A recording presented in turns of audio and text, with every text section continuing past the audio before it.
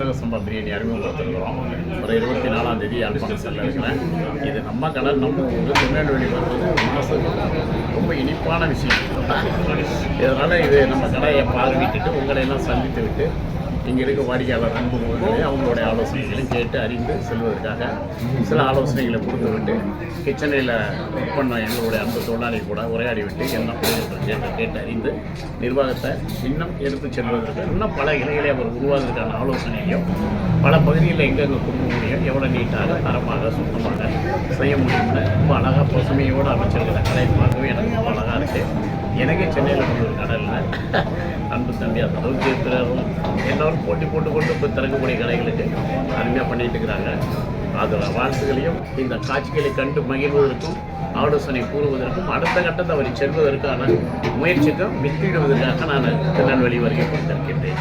சாப்பிட்டோன்னு செரிமான சக்தியை உண்டாக்குவது, நல்ல ஒரு மசாலா பொருட்களை தரமான முறையில் கொடுப்பது, மக்களுடைய மனசறிஞ்சு யார் சாப்பிட்டாலும் ஒன்று தான் கேட்பாங்க, எப்படி உங்கள் பிரியாணி சாப்பிட்டா மட்டும் உங்கள் செரிமான சக்தி உண்டாகுதுன்னு அதுக்கான மூலிகை பொருட்களை மசாலா பொருட்களை அதுக்கு நம்ம தரமாக கொடுத்துட்டு வரோம்.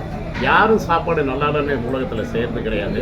ஒவ்வொருத்தருக்கும் ஒரு சுவை இருக்கும். ஏன் எனக்கே சீரக சம்பா பிரியாணி பிடிக்கணும்னா நாங்கள் அதே அறிமுகப்படுத்தாமல் இருக்கிறோம். பாஸ்மதியிலேயே எல்லா உணவுமே ஒவ்வொரு சுவை இருக்கும். நமக்குன்னு ஒரு தனி சுவை சேலமரம் இருக்குது அப்படின்னு உண்டு. அது காரணம் இதை நானே உருவாக்கணும். எங்கள் குருநாதர் புராணாபாய் ஒரு நாள் தான் கண்டேன். அதுக்கு முன்னாடி நான் வேறு மெத்தடில் பண்ணிகிட்டு இருக்கேன். அவர் அதுலேருந்து நான் அதில் மாற்றங்களை பண்ணி இதை நன்முறைப்படுத்தி சாப்பாடு கூட ஒரு 10 மணி நேரம் 18 மணி நேரம் கெடாத அளவுக்கு மசாலாக்களை நல்லா வதக்கி அந்த அளவுக்கு நம்ம பண்ணிகிட்டு இருக்கிறோம். எல்லோருமே நல்லா இருக்குன்னு தான் செய்கிறாங்க. அதில் நாங்களும் பொறுத்தவரை உலகத்தில் அசைவம் சைவம்னு ஒன்று கிடையாதுன்னு சொல்லுவோம். இங்கே எல்லாமே அசைவம் தான். அது எல்லாத்துக்கும் எல்லா விஷயத்துக்கும் உயிர் இருக்குது. மார்க்கண்டைய நடிகர் ஐயா சிவகுமார் ஐயா சொல்லுவார், நம்ம நடிகர் சிவகுமார் ஐயா மார்க்கண்டையா சொல்லுவார், நெல்லுக்கும் உயிர் உண்டுன்னு, பயிருக்குன்னு ஒரு உயிர் உண்டு.